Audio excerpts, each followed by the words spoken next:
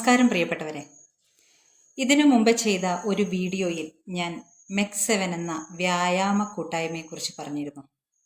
ഇന്ന് അതിനെപ്പറ്റി വളരെ ചൂടേറിയ മാധ്യമ ചർച്ചകളും വാഗ്വാദങ്ങളും ഒക്കെ നടക്കുകയാണ്. കോഴിക്കോട് ജില്ലാ സെക്രട്ടറി CPMന്റെ ജില്ലാ സെക്രട്ടറിയായ P. മോഹനൻ അത് ഉച്ചത്തിൽ പറഞ്ഞു എന്നുള്ളതുകൊണ്ട് CPMൽ നിന്ന് ചില പ്രത്യേക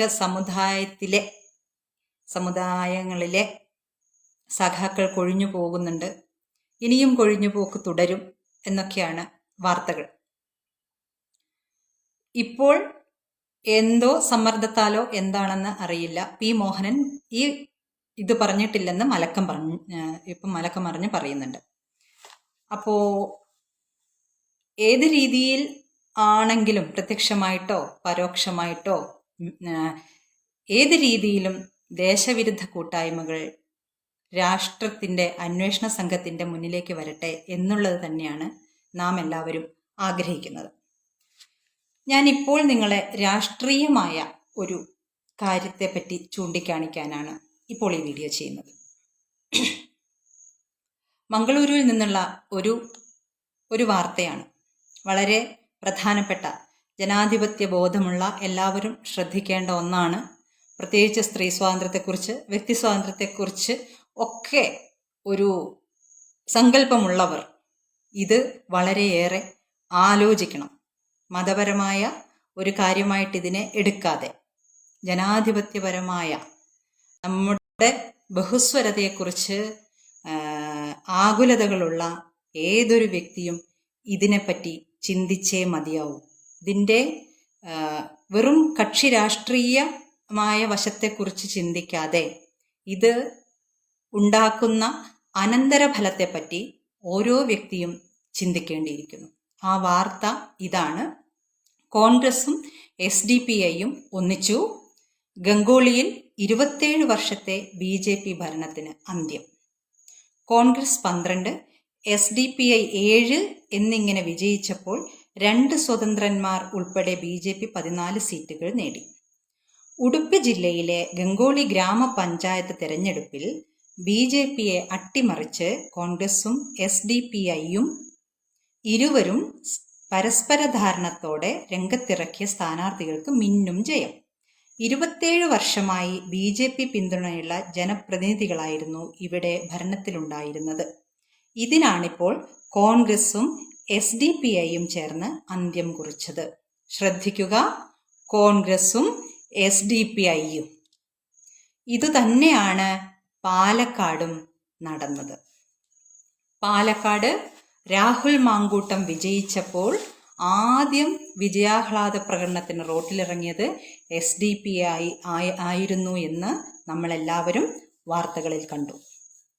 അപ്പോൾ SDPI കോൺഗ്രസിനെ വിജയിപ്പിക്കാൻ ഇറങ്ങുന്നത് എന്തുകൊണ്ടാണ് എന്ന് നാം ആലോചിക്കണം. വഖഫിൻ്റെ പ്രശ്നങ്ങളെപ്പറ്റി പറയുമ്പോൾ അത് ഏറ്റവും കൂടുതൽ പഠിച്ച, മുനമ്പത്തെ ജനങ്ങൾക്ക് വേണ്ടി സംസാരിക്കുന്ന ജോഷി മയ്യാറ്റിൽ എന്ന വികാരി അച്ഛൻ പറഞ്ഞ ഒരു വാചകമുണ്ട്: ഇന്ത്യയിലെ ഏറ്റവും വലിയ വർഗീയ പാർട്ടി കോൺഗ്രസ് ആണ്. കാരണം ശരീഅത്ത് പ്രകാരമുള്ള ഒരു നിയമം ഒരു ജനസമൂഹത്തിൻ്റെ മേലെ അടിച്ചേൽപ്പിക്കാൻ നിയമമുണ്ടാക്കിയ കോൺഗ്രസ്. ഈ വഖഫ് നിയമം എന്നത് ഒരു ഡ്രാക്കോണിയൻ നിയമമല്ല, ഒരു കോൺഗ്രസോണിയൻ നിയമമാണ് എന്ന് ആ വികാരി അച്ഛൻ പറഞ്ഞിട്ടുണ്ട്.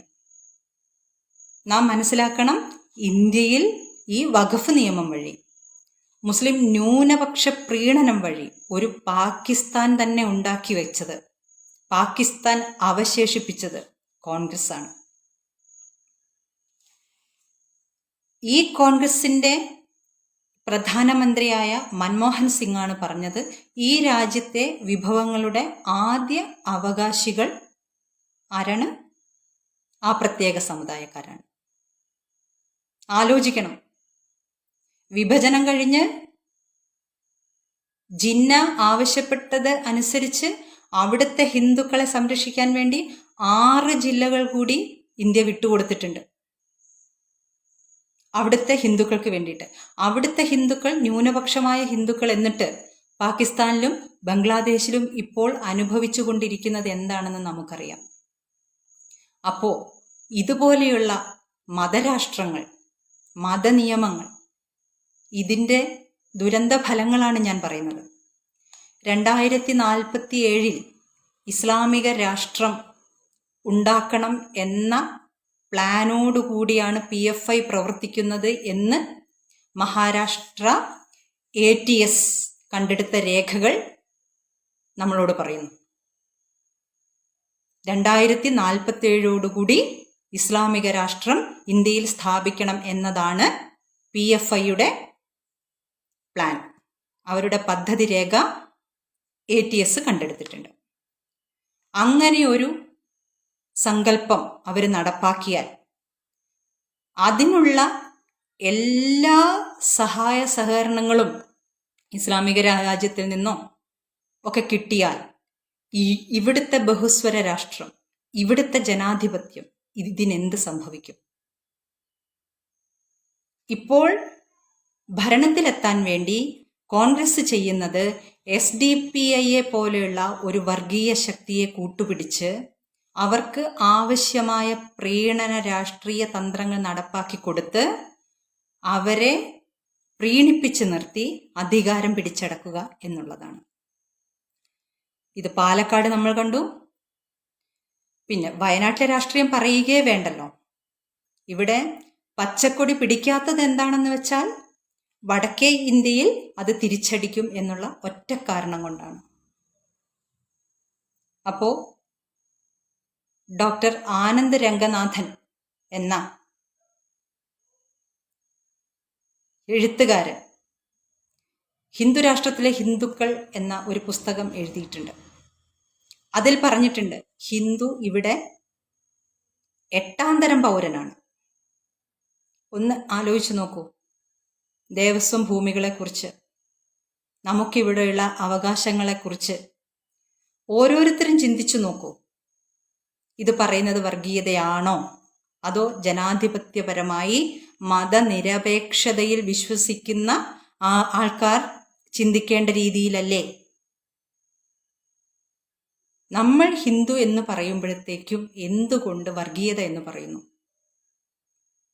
ശരിക്കും വർഗീയത കളിക്കുന്നവര്, ശരിക്കും വർഗീയമായി രാഷ്ട്രീയ തന്ത്രങ്ങൾ ഉപയോഗിച്ച് അധികാരം നിലനിർത്തിയ കോൺഗ്രസ്, എപ്പോഴും അത് നിലനിർത്താൻ ശ്രമിക്കുന്ന കോൺഗ്രസ് എന്നിട്ടും പറയുന്നു മതേതര പാർട്ടിയാണ്, ഭാരതീയ ജനതാ പാർട്ടി വർഗീയ പാർട്ടിയാണെന്ന്.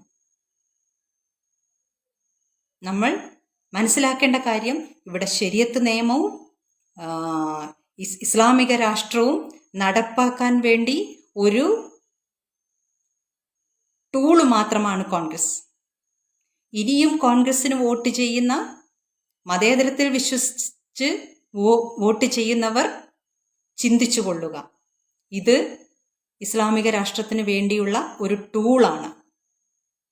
ഈ SDPI, PFI, ഇപ്പോൾ PFI നിരോധിക്കപ്പെട്ടു, പേര് മാത്രമാണ് നിരോധിക്കപ്പെട്ടത്. ആ വ്യക്തികളോ ആ പ്രത്യയശാസ്ത്രമോ എവിടെയും പോയിട്ടില്ല. ജമാഅത്തെ ഇസ്ലാമി ഉണ്ട്, എല്ലാവരും ഇവിടെ തന്നെയുണ്ട്. സ്ലീപ്പിംഗ് സെല്ലുകളുണ്ട്. ഇങ്ങനെ ഇപ്പോൾ ആരോപണം വന്നിട്ടുള്ള MEC7 പോലെയുള്ള പ്രത്യക്ഷത്തിലും പരോക്ഷത്തിലുമുള്ള പല സംഘടനകളുമുണ്ട്. മറന്നു പോകണ്ട, അവിലും മലരും കുന്തിരിക്കവും വാങ്ങിവെക്കാൻ പറഞ്ഞത് ആരോടാണെന്ന് ആരും മറന്നു പോകരുത്. അപ്പോൾ വീണ്ടും പറയുന്നു, ഇനി രാഷ്ട്രീയമായ തന്ത്രം വരുന്നത് കോൺഗ്രസിനെ മുന്നിൽ നിർത്തിക്കൊണ്ടാണ്. SDPI പോലെയുള്ള പാർട്ടികൾ, വർഗീയ പാർട്ടികൾ, മതത്തിന് അധികാരം പിടിച്ചെടുക്കാൻ വേണ്ടി മതേതര മുഖം ഉപയോഗിക്കുന്ന പാർട്ടികൾ നിങ്ങളുടെ മുമ്പിലേക്ക് വോട്ട് ചോദിച്ചു വരുന്നത് കോൺഗ്രസിനെ പോലെയുള്ള പാർട്ടികളുടെ പേരിലാണ്. ഇനിയും നിങ്ങൾ വർഗീയത പേടിച്ച്, വർഗീയവാദി എന്ന പേര് പേടിച്ച് മതേതര കുപ്പായം കിട്ടാൻ വേണ്ടി വീണ്ടും വീണ്ടും കോൺഗ്രസിന് വോട്ട് ചെയ്യുകയാണെങ്കിൽ നിങ്ങൾ ഇവിടത്തെ ബഹുസ്വര സമൂഹത്തിന്, ജനാധിപത്യത്തിന് ഒക്കെ ഒക്കെയും കോട്ടം വരുത്തുകയാണ്. നിങ്ങളെന്ന വ്യക്തി, വോട്ട് ചെയ്യുന്ന ഓരോ വ്യക്തിയും ജനാധിപത്യത്തിനും ബഹുസ്വരതയ്ക്കും ഭീഷണിയാണ്. ഓരോ വ്യക്തികളും ചിന്തിക്കണം, ആർക്ക് വോട്ട് ചെയ്യണം, ഭാരതം എങ്ങനെ നിലനിൽക്കണം, ഈ മണ്ണിൻ്റെ പാസ്റ്റ് എന്തായിരുന്നു, പ്രസന്റ് എന്താണ്, ഫ്യൂച്ചർ എന്തായിരിക്കണം. നമ്മുടെ വിരൽത്തുമ്പിലെ വോട്ടിലാണ്. ഞാൻ വീണ്ടും പറയുന്നു, കോൺഗ്രസിനെ മുൻനിർത്തി കളിക്കുന്നത് മതഭീകര സംഘടനകളാണ്. ഓർത്തുകൊള്ളുക, ഒരിക്കലും മറക്കാതിരിക്കുക. നന്ദി, നമസ്കാരം.